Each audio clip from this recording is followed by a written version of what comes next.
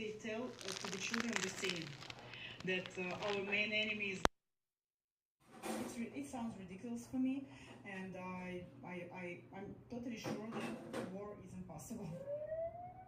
But not all Russians agree with that. National television has been broadcasting a mass training exercise. It involves up to 14 million people across the country. According to the Russian government, they are preparing responses for a chemical and nuclear attack. It is the biggest rehearsal of its kind since the collapse of the Soviet Union. The Iraqi army says it has. All right, Shalom.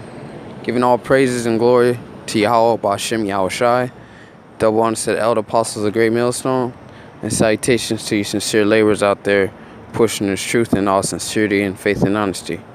All right. This another World War III update. Okay. Russia, on a verge of destroying America, as prophesied in the scriptures, Ezekiel 38th chapter. Okay. And then a clip in that video was a local news station known as Bay News 9. Okay. Brothers down here in St. Pete, Tampa, Florida, GMS Tempo 7. Okay. And Salakia. It's once the local news start talking about war with Russia, man, we at the brink of, we at the end of this thing, okay? War with Russia is going to be inevitable, okay? They see that it's inevitable, so now they're posting it on local news, okay? Before, we only could find it on like alternative media and other sites on the internet, but now, okay, we can see that this war is being published on local news stations. All right, and with that being said, they're going to Ezekiel the 38th chapter. Okay, because Russia is in the land of what you call Magog today. All right, and I'm gonna get to reading that scripture. All right, this is Ezekiel 38th chapter. It says, "And the word of the Lord came unto me, saying, Son of man, set thy face against Gog, the land of Magog, the chief prince of Meshech and Tubal, and prophesy against him." Okay, and Russia is in that land today. All right. So, with that being said, that's who the prophecy is speaking of right now, in this modern day time. Okay, verse 3, "And say, Thus saith the Lord power, Behold, I am against thee, O Gog, the chief prince of Meshech and Tubal, and I will turn thee back and put hooks into thy jaws." All right, Russia is they went back to those USSR days. Okay, you saw that a couple years ago when Russia got Ukraine back. Okay, because the former USSR used to stretch. It was a vast majority of more countries joined onto Russia. All right, so Russia's going back to those days, but the Soviet Union fell. All right, but now they're going back to that big superpower they once was. All right, it says, "And I will bring thee forth in all thy army horsemen." It's like in all thy army horses and horsemen, and all of them clothed in all sorts of armor. Okay, so during the ancient times, the vehicles of the military would be horses and chariots. All right, so today we got to modernize. The tanks. You see Russia doing drills over there. They got the tanks ready. Okay, they got their battleships. They have their jets. All right, so those are modern day horses. Okay. Like again, like we always bring out, the power of a vehicle is titled horsepower. All right. So with that being said, it says, "All of them clothed with all sorts of armor, even a great company with bucklers and shields, all of them handling swords." Okay, bucklers and shields. Today a shield would be Modern day shield will be the S-300, S-400. You know, those are missile defense systems that the Russians are building. You know, superior. You know, some of the most advanced, superior missile defense systems on the planet. All right, that strikes fear in other countries, mainly the U.S. Because when they set those shields up, those missile defense systems, okay, that those create no-fly zones. Why? Because people are scared of the capabilities that those missile defense systems hold. You know, they can actually shoot planes completely out of the sky. All right. Okay. It says all of them handling swords. Okay. Sword is an instrument of death. Okay. So there can be a tank, M16. Well, if it's Russian, it'll be AK-47. Okay. And all sorts of other modern military weapons today. Okay. Handling swords. Persia, Ethiopia, Libya, with them, all of them, it's like all of them with shield and helmet. Okay, so all of them with their military weapon as well. Russia's allies. Okay, Gomer and all his bands, the House of Togomar in the North Quarters and all his bands, and many people with thee.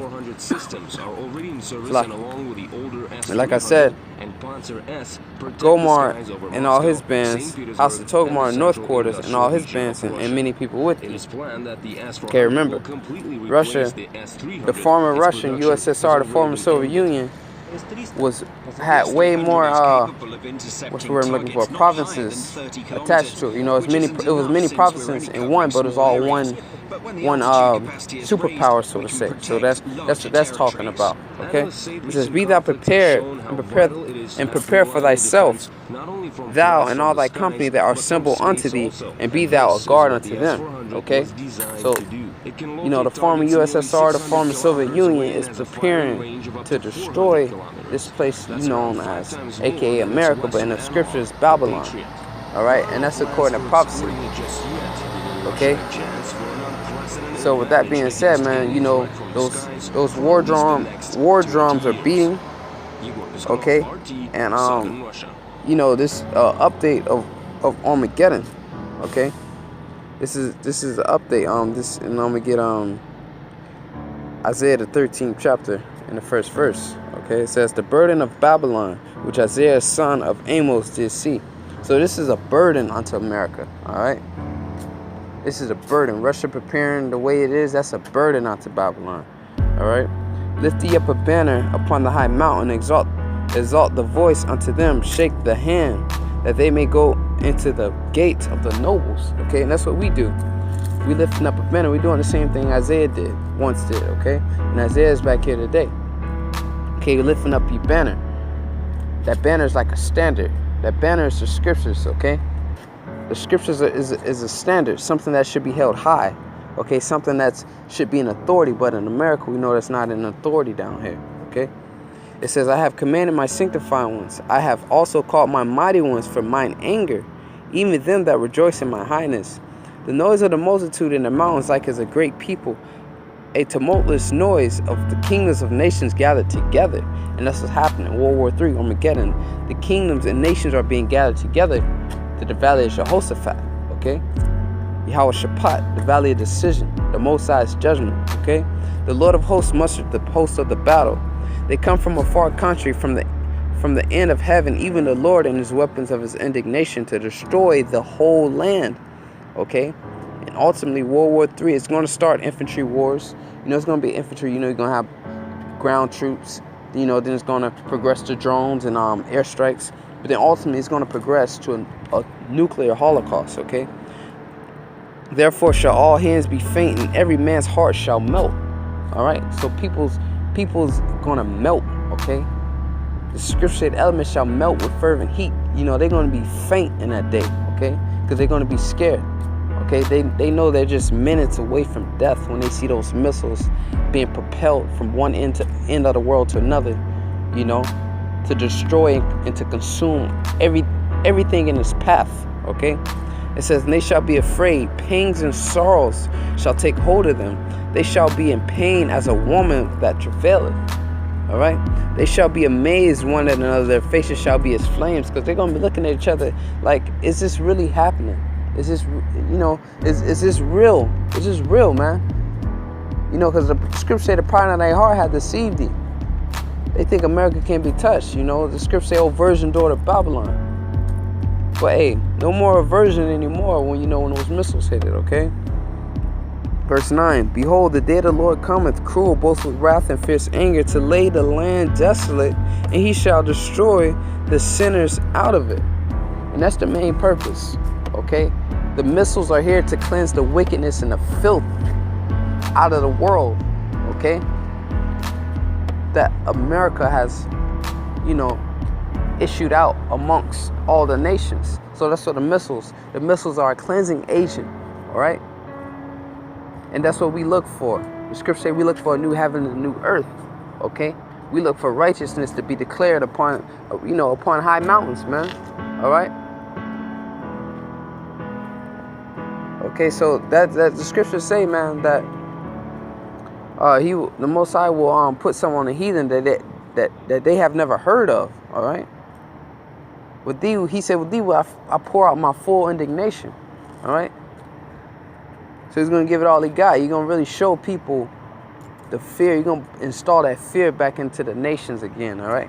And we're gonna rule as kings and priests once again. The tabernacle of David, which is fallen. Okay.